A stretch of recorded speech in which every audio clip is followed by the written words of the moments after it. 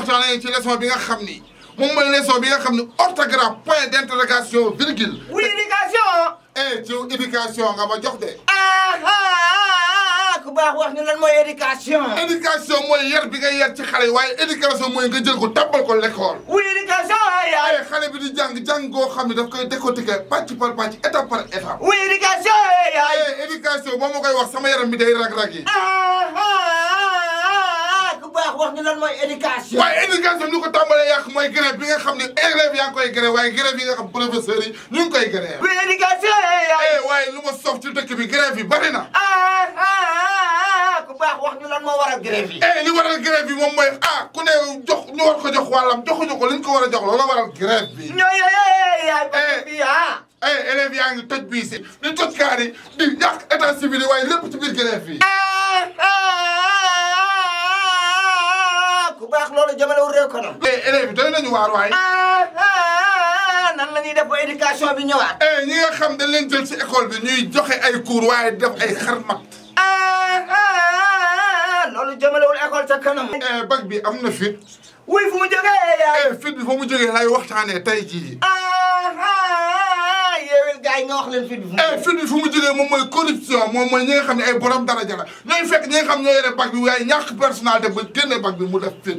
wuy corruption bee yaay. élève bi ñu jox bac bi jox ko fit bi jox ko résultat yi mu tàmbale ko waajal ci whatsapp bi.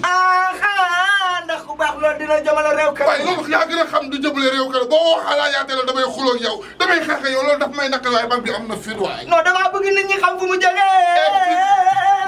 fan la fit bi jógee. fii fit bi jógee laa la bëgg a décortiquer tey yaakaar naa bac bi bu amee fit lii réew mi day doy waar loolu waaye est-ce que réew mi bu la gën a am jànkat mooy réew mi la gën a jëm kanam. ban réew moo la bu jànkatee yaay. Sénégal dafa am ay jànkat ndax Léopold Sédar Senghor nee na l'apprentissage de la culture doit être au démarche de chaque citoyen. ak kanee yaay. Abdoulaye Wade nee na travailler il faut travailler beaucoup travailler et toujours travailler. ak kanee yaay. Macky Sall xale bu pare bi au fañi.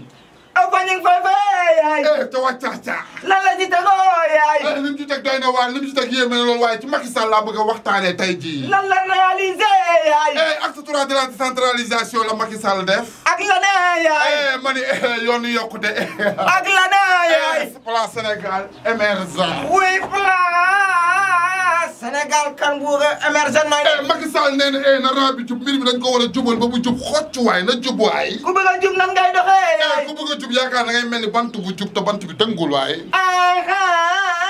kan moo dëngal bant bi. Youssou Ndour way na nee na bu leen toppatoo doxal sa dox.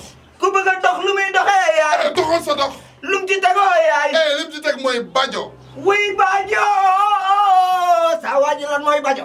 Youssou Ndour waxul bajo de bajo la wax waaye su ñenn ñee koy décortiquer naan bajo bajo.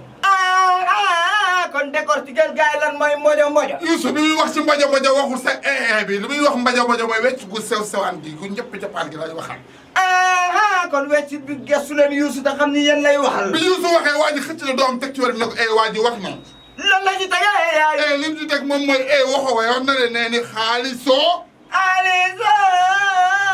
ba mu ko njëkkee yuuxu dañ ne ko Youssou yaa mën a way. waaw. mu delluwaat ne xaalis ñu ne ko Youssou fi nga jàpp baax na. mu ñëwaat ne xaalis inspiration jeex mu ne baajo. ci biir bajo boobu olof la ko waaye dama koy décortiquer ci français Youssou nee na l'argent ñu ne mi ne l'argent sexy. xanaa Youssou sant wax waxi sexy fii de.